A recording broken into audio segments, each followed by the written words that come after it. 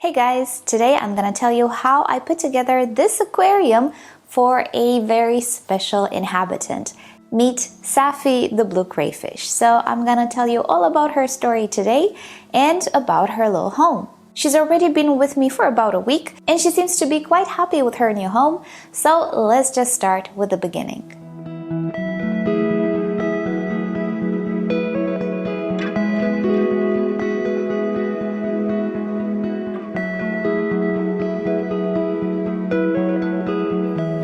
Now, Safi is short for Sapphire since she's so blue, and I've seen her in the pet shop for weeks. I always kind of dreamed that I would have the possibility to get her, but I never took the plunge until one day I was with my husband at the pet shop and he saw her and he was like, "Oh man, it would be so cool if we could get her home." And I thought, that's it, I need to do something. This little darling needs to come home with me. So I already had a spare tank, which you might remember used to be one of my planted tanks. I also had some spare quartz gravel. So all I had to do is get myself some decorations. So I got a fake log, it's the only fake decoration in this tank, and then some aquarium stones. I think they are called Sirius stones. Around here, nobody uses tags, but for those of you who know aquascaping, yeah, these are Sirius stones, I believe. So I tried to arrange them in such a manner that they would create all sorts of caves and hiding places. Crayfish absolutely love and need to have hiding places as they are burrowing creatures. They also need to have sand or gravel since they love sifting through it, and landscaping generally, you'll see what I mean. I also had 2 pieces of wood that I thought would add a great touch since this scape will definitely not be a super highly planted tank. Crayfish like to munch on plants, particularly if they're soft. So this will not be a planted tank, but I will have a few plants. It is very important with crayfish to properly stabilize the rocks because they are very strong and they typically move things around. So there is a high chance the rocks can actually collapse on her if she starts to move them. So I made sure that I did not place a very thick layer of gravel under them. It's just a little bit so I don't place them directly on the glass. And also I glued the rocks together using cotton and super glue. It is a very common technique in aquascaping and it works very, very well. It creates a very strong bond. And to hide the pieces of cotton, I just stick some gravel to them and nobody will know. It will look very, very natural. I also glued the pieces of wood together because again, she has enough strength to move them around and that can be dangerous for her. And I do believe I managed to achieve a scape that offers her plenty of burrowing places and hiding places. Whenever she will molt and feel vulnerable, she will definitely have safe spaces to hide in. And honestly, I was sure she was gonna choose the fake burrow, you know, that log. She didn't. But, you know, it's up to her, whatever she likes best.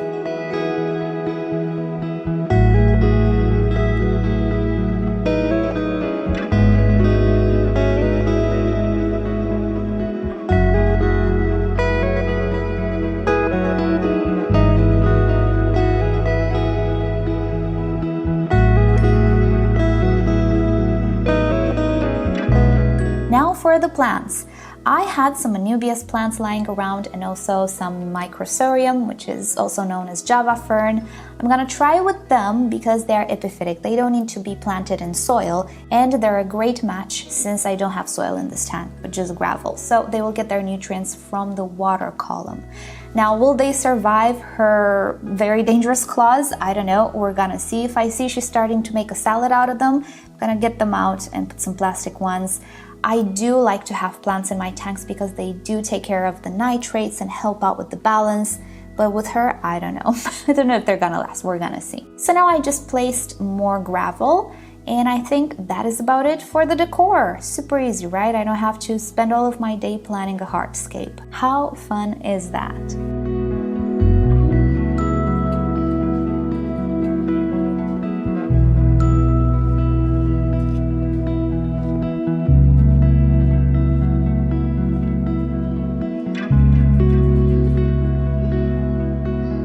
Now time to add the water, and I'm using directly tap water because the parameters are actually good for her requirements. I always use water conditioners like a dechlorinator, and I also use at the beginning some CCAM stability, which provides bacteria and helps the tank cycle. However, I did a little bit of a cheat and I took all of the filter medium from my other established tanks. So the filter on this tank is more than seeded. It has a lot of very established biological filtration, and that will help out tremendously with keeping ammonia down in the first few weeks of the tank. I'm always testing it and I do more frequent changes than normal until everything settles down, but seeding the filter is always such a big help. This is how I was able to add her in this tank in just a few days without having ammonia spikes or anything bad happening. And I have to say, I love how this tank looks like, so minimalistic. It's different from my planted tanks and I love it. The filter that I went for is a hang-on filter, and it is the most suitable one since it doesn't have any components going down in the tank that she can climb on. And believe me, they can climb on things. As far as I understand, the number one thing we should know about them is that they are master escape artists, so I'm not taking any risks. Now for the past few days, I kept her in a small holding tank. She didn't spend too much time there, and this tank was bigger than her pet shop display tank, which was about, 10-15 liters, if that.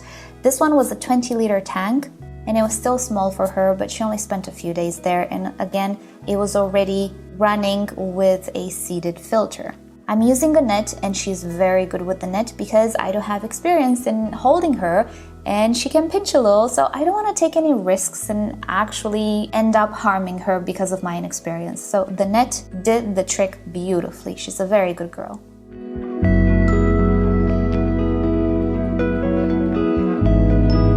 Alright, so we have Safi here acclimating, and yes, she's coming from a different tank in the very same room. I always use the same type of water. Theoretically, I shouldn't have to acclimate her, right? It's not like I'm purchasing her from the store. Well, I choose to always acclimate animals, even if they're coming from the very same room, unless I know for a fact all the parameters are identical. And in this instance, I really don't want to take the risk. And I want to address this really quickly because I do see in other videos people just temperature acclimating their fish or other animals and then plopping them into the tank. Acclimation doesn't only refer to temperature, but to other parameters, most importantly, in my opinion, pH. If the pH is not the same, if it differs even slightly, your animal can actually go into shock because pH is a very funny scale. It's not linear, it's logarithmic. Let me explain to you what this means. So let's take a reference pH of 8. A pH of 7 would be 10 times more acidic than a pH of 8. Now, do you think a pH of 6 would be 20 times more acidic than 8? No. It's actually 100 times more acidic. So let's say you purchase an animal from the pet shop and they're using tap water or a source of water that has a pH of 8 and you want to acclimate it to your tank. Maybe you have aqua soil, which has a tendency to lower pH to 6, 5.5, 6. ADA usually does that. If you only acclimate your animal temperature-wise and then you plop them in, you are very likely to send them directly into pH shock. Now, I'm not going to explain to you how that looks like. I don't ever want to show you how that looks like, but you can definitely Google it, see what it means, see how it looks like. It's not pretty. So please, I ask of you, always acclimate your animals right. Don't just acclimate temperature. Gradually introduce them to the parameters of your tank, either through a drip situation like I have here. And don't worry, I'll make a separate video. I had one in the past, I deleted it. I'll make a separate video on how to create a drip system. But if you don't have a drip, just take small quantities like a small cup from your aquarium water and pour it every few minutes or so, every 10 minutes, 5 minutes into the bag or the container your animal is in, and do that for an hour at least, and that will be much better than just plopping it into the tank thinking everything is okay if temperature is the same. It's not okay, and I have experienced pH shock, not through acclimation but other means. It's not pretty and you can actually lose your animals. So even if I know Safi has been in the same temperature, I really don't know about pH because in the other tank I had a different type of piece of wood. In this tank, I might have a wood that is not releasing as many tannins. So the pH might be slightly different, and even if this is a very hardy animal, I still don't want to shock it in any way, shape, or form. I'm just gonna go make myself a coffee while she sits and acclimate. Not gonna leave her unattended, but I can do something else around.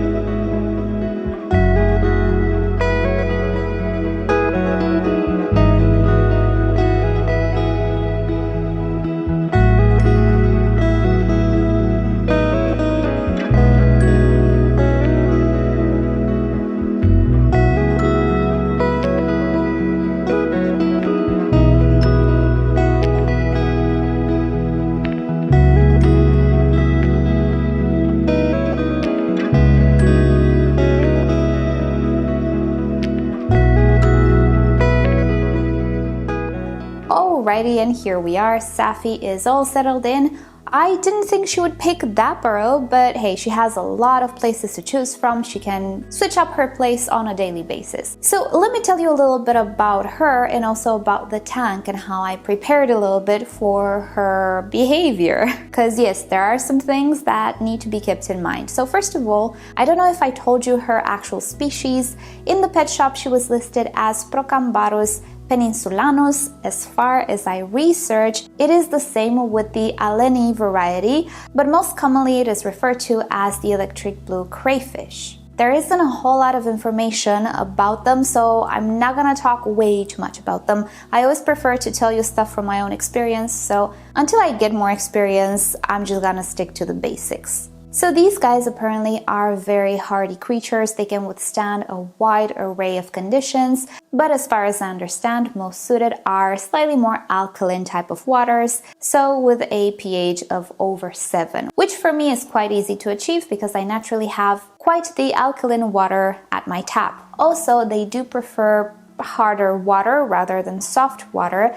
They need all of those minerals to build their exoskeletons. And again, I'm quite lucky there because I naturally have pretty hard tap water. And they are rather nocturnal, so I'm not gonna see her out and about in the daytime, sadly, but the moment that I put her in this tank, she right away started to investigate and walk around and just seeming like she's enjoying the extra space. I don't know when was the last time she had so much space. In the pet shop, she had a 15-liter tank that would be about 3 or 4 gallons, if that much. And I personally didn't keep her these past few days in a very big tank either. So I was really happy to see her checking out the place. Now about the plants, yes, I know they might end up salad. Literally, she might actually chop them off, but I want to do a bit of an experiment, see if anything survives, because plants are really important for the ecosystem. They help out with the nitrates, they maintain a better balance.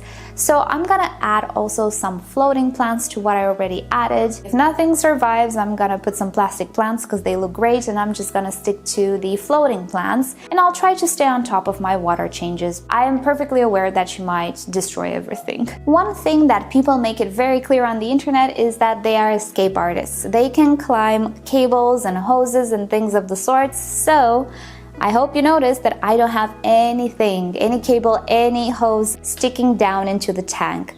Furthermore, I don't even have a thermometer that is inside the tank. So I bought myself an external thermometer, which You cannot really tell what it says. It's one from JBL and it sits outside of the tank. Maybe it's not the most accurate, maybe not as accurate as the internal ones, but I do have this one on a different tank and it's really not all that off. Mind you, all of my thermometers, no matter what type they are, they all show something else. So I always kind of have a vague idea about the temperature in my tank. It's not an accurate idea. But better safe than sorry. So I chose this external thermometer, which looks quite nice, and in reality it's much more visible than what you see on camera for whatever reason. The filter doesn't have an intake inside the tank, it just has that impeller and pretty much that's it. But I have to say I Safi proofed this filter. So let me get you in closer to better explain. Now this is a Tidal from Seachem. It is a very, very nice hang-on filter,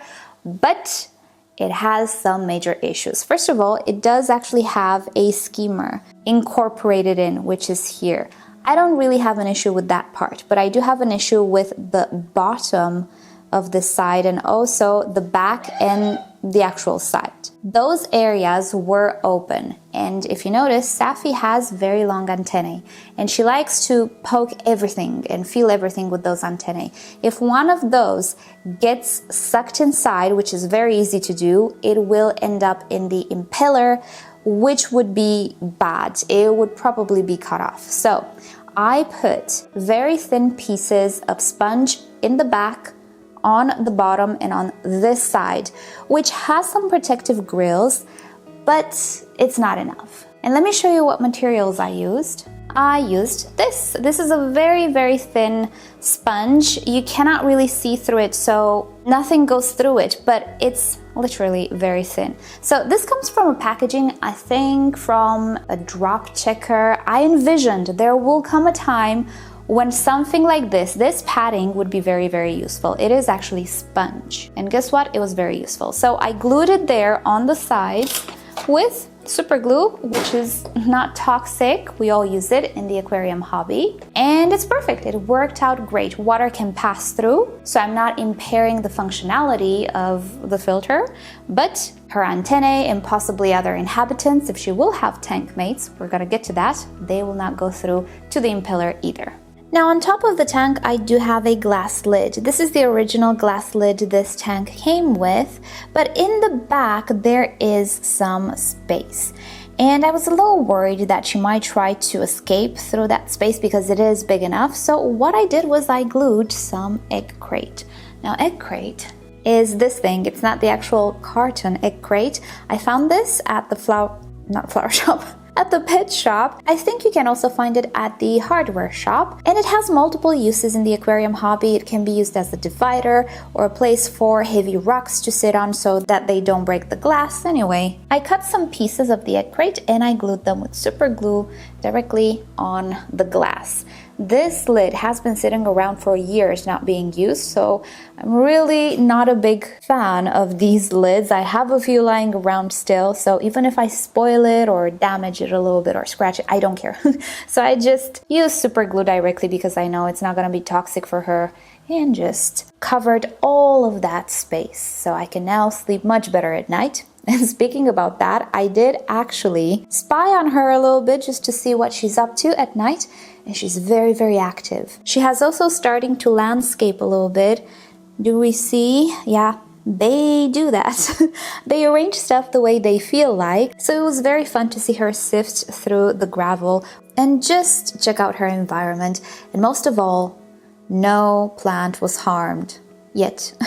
We'll see. I'm really happy about it, but I'm gonna try to feed her well. I'm gonna give her vegetables and meaty stuff and commercial food like wafers and stuff, and hopefully, fingers crossed, she's gonna leave the plants alone. Now, I didn't really say anything about the light, which gives this beautiful shimmer. I'm so glad I finally found a setup to use this light. I purchased this light like a year and a half or 2 years ago, and I could not find a proper setup to use it on. This is, in my opinion, not such a famous or well-known brand. It is a, what's the name? Interpret Tri-Spec, something of the sorts. It was an impulse purchase. I saw it being used by somebody on Instagram, and it created this beautiful shimmer in the water and also the rainbow effect here and there. It is a very, very good quality light. It's not bad. It's just not the standard, and it's also not available throughout the world as far as I know. I found it on eBay or Amazon, something of the sorts, and I got it. And finally, I think this is the perfect setup for it. I love the shimmers. I don't think it's good for super planted tanks, although I don't know, I never tried, but it's not the type that really emphasizes the colors of the fish or the plants all that much. I'm not entirely sure about the spectrum, but the quality of the LEDs is very, very good. It is a strong light. I just don't think it's for every tank, and it produces this shimmer which for some of us can be a little annoying. I can see that, but yeah, that's the light that I'm using. And in the end, let's talk about some tank mates. Well, in that department, things are tricky because she can be dangerous. She can hunt unsuspecting fish if they're slow, if they're on the bottom. I think you can tell that those claws can do some damage. Now, this does not mean that she cannot have tank mates, and I'm a strong believer that every animal should have some tank mates, even more aggressive fish, whether it's tiny shrimps or tiny snails to other fish. I do believe all of these animals can experience severe boredom in these tanks where nothing pretty much ever happens except us feeding them, and that is stressful. I don't like to have solitary animals, not even bettas. I always keep them in communities. So in the end, I do want to offer her tank mates, but I have to be careful how to choose them. So as far as I understand, the best tank mates are fish that swim up top, because she does not swim. She spends her time mostly on the bottom and on the decorations. So fish that sleep on the bottom are not okay, and I would not attempt to add them. But fish that swim and spend most of their times at the surface, I think they will be okay. So zebra danios, which I didn't own ever since I was 7, you guys, oh my gosh. Zebra danios should be perfect. Also, guppies and other life bearers, as long as they're not very big, because even Safi can be vulnerable when she molts. So small life bearers again seem to be a good option. People seem to have good success with them. I would not go the route of snails because they are defenseless. And about shrimps, this might work out because they are fast, and Safi is not a fast predator at all. So I might try out some shrimps and maybe some fast fish that sit mostly at the top of the tank. But the tank mates can wait a few more days. I can tell she likes seeing movement. Whenever I go close to the tank, she kind of comes out a little bit to check me out. Not that she's hungry. I mean, she has food. She ate a lot. So she's just a little bit curious, I guess. I don't know. So I think she will enjoy some type of movement in the tank. But yeah, we'll see. I'm gonna have to think about the tank mates a little bit more. I prefer live bearers to zebra danios. I have a bad experience with zebra danios. They jump like nothing else, and I always used to find them on the floor when I was a kid because we didn't have a lid and stuff, and I was like, oh no, never again zebra danios if I don't have a lid, and most of my tanks do not have a lid. So zebra danios are on the bottom of my preferences due to how much they jump, but this tank does have a lid, so I'm gonna think about it. And with that said, I think it is time to end. That's about enough for today. Thank you guys so much for watching, and I'll keep you up to date with the beautiful Safi. That makes me so happy when I see her. She is adorable. It's so interesting to watch her. I'm only sad that I don't get to see her too much because she's more active in the nighttime or in the evening. It would have been great to have this tank inside the house, but I don't really have much space there. This is currently the best place for her, but maybe one day I'm gonna find some space, or maybe one day I'll move out. That'd be ideal, into something a little bigger than my tiny apartment. So definitely she is the type of pet to have around the house, because in the evening when the sun goes down and you might want to watch TV, she's definitely gonna be out and about, and you can take a look-see and see what she's up to. I find her very interesting, and I'm really, really happy we took the plunge, because actually my husband kind of pushed me over the decision to actually get her. So let me know down below if you have experience with crayfish and how did it go? What did you learn? Alrighty, so with that said, thank you so much for watching. Subscribe for more videos and updates, which I'll be sure to post in the pinned comment as they come. And with that said, I'll see you all next time. Bye!